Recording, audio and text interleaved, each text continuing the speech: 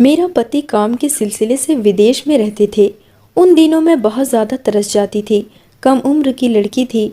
उन दिनों मेरे अपने जज्बातों पर काबू पाना बड़ा ही मुश्किल होता जा रहा था। एक दिन मेरी देवरानी अपने मायके गई तो देवर की देखभाल मेरे ऊपर छोड़ गई। उस दिन देवर और मैं घर पर अकेले थे। देवर को देखकर मेरे मन मचलने लगा। मैंने एक खूबसूरत नाइटी पहनकर देवर के कमरे में चली गई।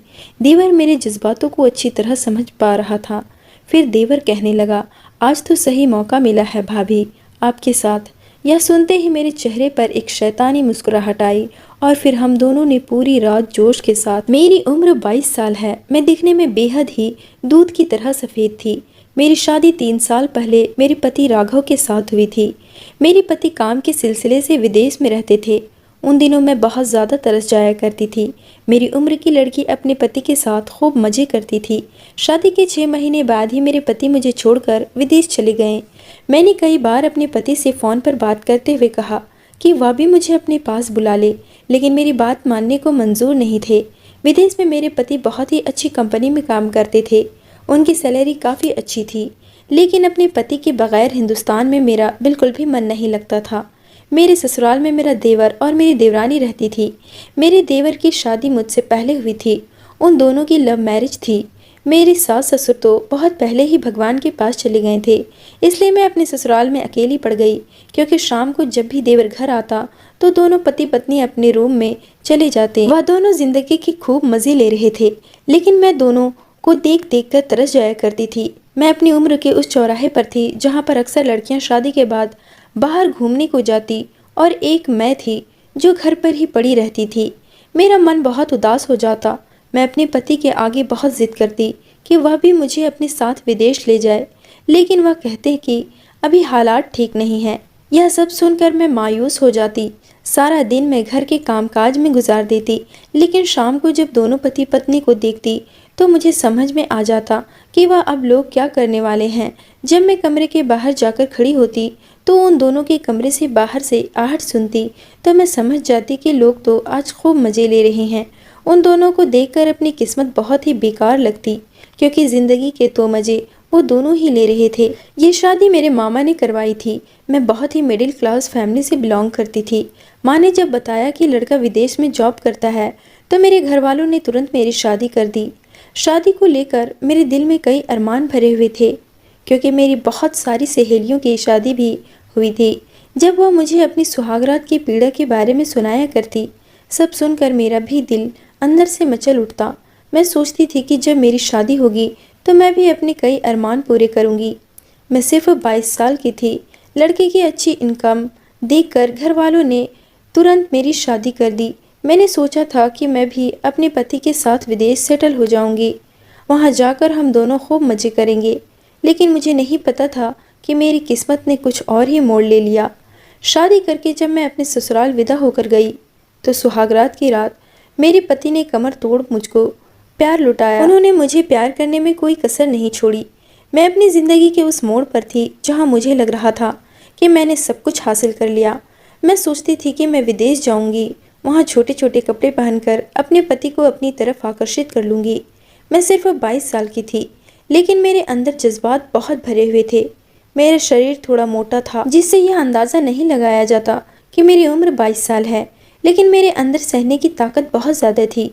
पति ने रात भर खूब मुझ पर प्यार लुटाया, लेकिन जब सुबह हुई तो उन्होंने मुझे यह खबर सुनाई कि जब वापस विदेश चले जाएंगे तो उसके बाद वह मुझे अपने पास बुला लेंगे।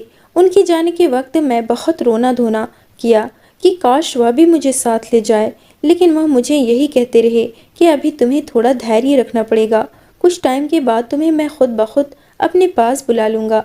लेकिन धीरे धीरे मैं यूं ही घर के कामकाज में बिजी हो गई। मैं अक्सर रात के समय देवर देवरानी की चिल्लाने की आवाज़ सुनती थी। यह सुनकर मेरा भी दिल बहुत होता था। फिर कुछ दिन के लिए मेरी देवरानी को अपने मायके जाना पड़ा, क्योंकि उसके पापा की तबीयत बहुत ज़्यादा ख़राब थी। लेकिन उस दिन मेरा देवर किसी काम के सिलसिले से बाहर शहर गया था। वह रात को वापस आने वाला था, इसलिए मेरी देवरानी कहने लगी कि रात को जब संजय घर आए तो आप उसे बता दीजिएगा कि मैं मायके गई हूँ। मैं खुद उन्हें बता देती, लेकिन मैंने उन्हें बहुत फ़ोन लगाया था, लेकिन उनका फ़ोन भी बंद आ रहा है। मैं कुछ दिनों के लिए अपने मायके जा रही हूँ। क्योंकि पापा की तबीयत ठीक नहीं है। यह सुनकर मैंने अपनी देवरानी से कहा कि तुम चिंता मत करो, तुम आराम से अपने घर जाओ, मैं यहाँ अच्छे से ध्यान रखूंगी। मेरी देवरानी मुझे कहकर बस स्टेशन की तरफ निकल गई। फिर रात को जब संजय घर आया तो मैंने कहा, तुम्हारी पत्नी कुछ दिनों के लिए अपने मायके गई है क्योंकि उसके पापा की तबीयत ठीक नहीं है। यह सुनकर मेरा देवर कहने लगा था, हाँ मुझे मालूम हुआ, अभी कुछ देर पहले ही मैंने उसे फ़ोन किया था। मैंने कहा कि चलो अच्छी बात है, तुम लोगों की बात हो गई, तुम्हारे लिए खाना लगा देती हूँ, तुम जाकर फ्रेश हो जाओ। यह कहकर संजय भी अपने कमरे में चला गया। मैं किचन में जाकर खाना बनाने लगी। खाना बनाकर जब मैं संजय को आवाज़ देने के लिए उसके कमरे में गई तो संजय की जो हालात थी उसे देखकर मेरे तन बदन में आग लगने लगी, क्योंकि संजय नहाकर सीधा कमरे से बाहर निकला था। उसने अपने बदन पर कपड़े नहीं पहने थे। जब हम दोनों की निगाहें एक दूसरे से टकराई तो हम दोनों के शरीर में एक अलग सा एहसास हुआ। हम दोनों के दिलों की धड़कनें कमरे में साफ सुनाई दे रही थी। फिर संजय को देखते हुए मैंने उसे कहा कि संजय, वो मैं तुम्हारे लिए खाना लेकर आई हूँ। लेकिन संजय मुझे कुछ भी जवाब नहीं दिया, उल्टा वह धीरे से मेरी तरफ कदम बढ़ाने लगा। आज उसके अंदाज मुझे कुछ अलग ही लग रहे थे। संजय के चेहरे पर मुझे शैतानी मुस्कुराहट नजर आ रही थी।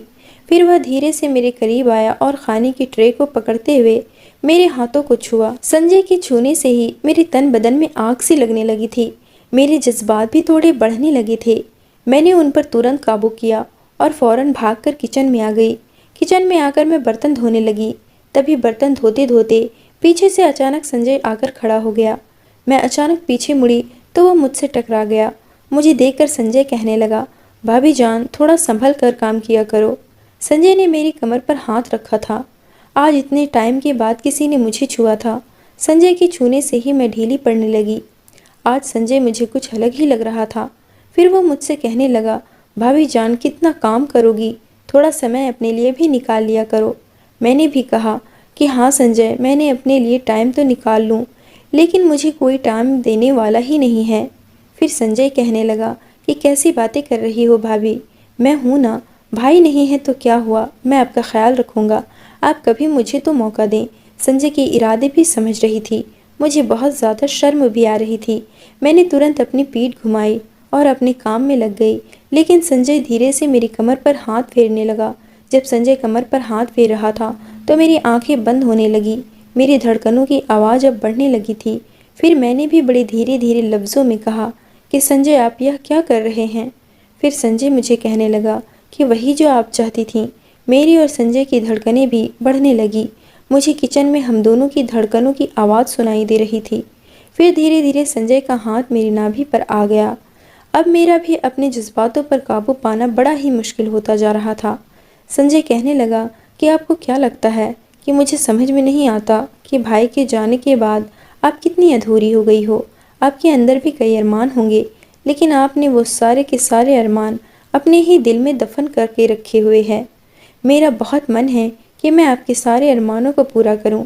संजय के मुंह से ये सारे लफ्ज़ सुनकर मैं अब बैठने लगी थी। मैंने उससे कहा कि लेकिन यह तो ठीक नहीं है।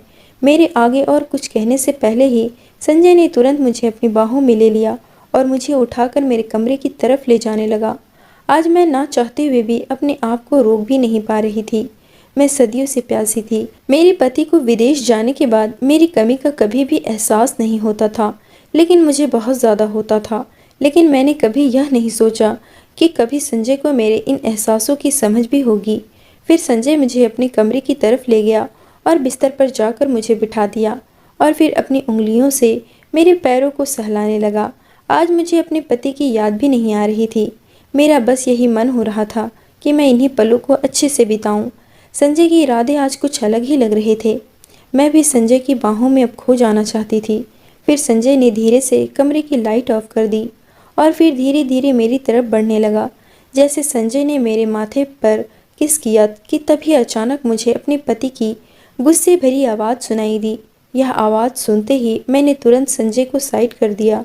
फिर मैंने देखा मेरे पति बाहर दरवाजे पर ही खड़े थे। उनका चेहरा पूरा लाल हुआ पड़ा था। फिर वह गुस्से से कहने लगा, अच्छा मेरे पीठ पीछे आज ये सब चल रहा है। यह सुनते ही मेरे माथे से पसीना छूटने लगे थे। मेरे तन बदन कांपने लगा था। इससे पहले कि मैं कुछ बोलती कि तभी अचानक संजय कहने लगा कि भाभी मुझे उकसा रही थी, क्योंकि भाभी का बहुत ही मन होता है और आप उनसे बहुत दूर रहते हैं। संजय के मुंह से ये सारे लफ्ज़ सुनकर मैं तो अचानक हैरान हो गई, क्योंकि इन सब के पीछे हम दोनों का पूरा पूरा हाथ था।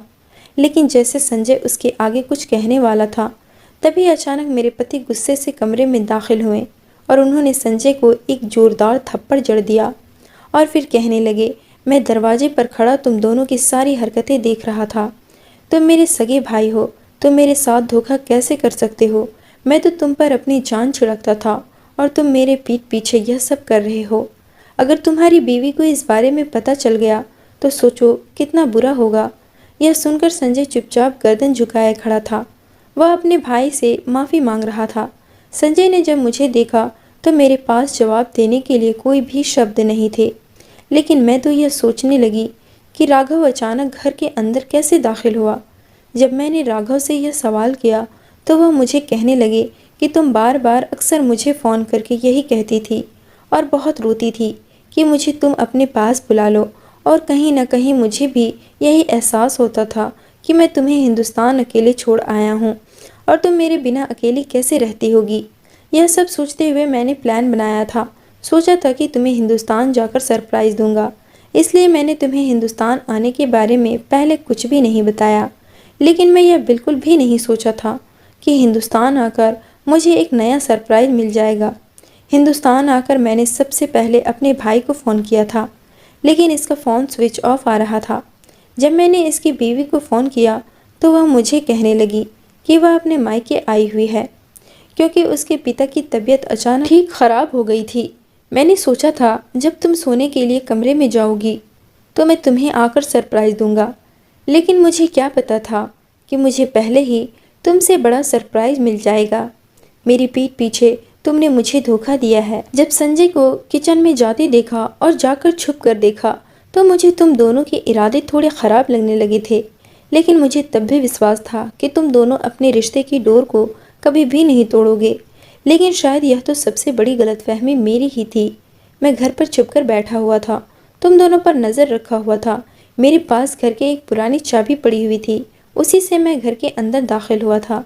लेकिन मेरी ज़िंदगी बर्बाद हो चुकी है, क्योंकि तुम दोनों ने मिलकर मुझे धोखा दिया है। यह सुनते ही मेरी आंखों से आंसू गिरने लगे थे। मैंने हाथ जोड़कर अपने पति के आगे माफ़ी मांगी। मैंने कहा कि मैं बहक गई थी, प्लीज़ मुझे माफ़ कर दीजिए, क्योंकि कितने सालों से आप मेरे साथ नहीं रह रहे थे। मेरे भी कई अरमान थे शादी को लेकर, लेकिन शादी के बाद आप मुझे छोड़कर अकेले विदेश चले गए। मेरी ही गलती है कि मैं अपने जज्बातों पर काबू ना पा सकी। अब जो आप सज़ा मुझे देना चाहते हैं वो मुझे दे सकते हैं, लेकिन प्लीज़ मुझे छोड़कर मत जाइएगा। मैंने तुरंत अपने पति के जाकर पैर पकड़ लिए और मैं खूब ज़ोरों से रोने लगी। मेरे पति को मुझसे बेपनाह प्यार था। उन्हें भी लगा कि कहीं न कहीं उनकी ही गलती है, तो उन्होंने मुझे उस वक्त माफ़ कर दिया। लेकिन मेरे पति ने मेरे देवर को बिल्कुल भी माफ़ नहीं किया था।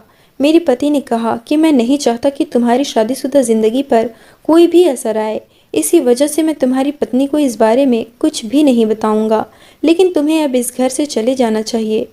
दोस्तों, उम्मीद करती हूँ आपको हमारी कहानी पसंद आई होगी। कहानी पसंद आई है तो वीडियो को लाइक करें और चैनल को सब्सक्राइब करें, और हाँ, नोटिफिकेशन बेल को ज़रूर दबाएं ताकि अगली अपडेट सबसे पहले आपको मिले।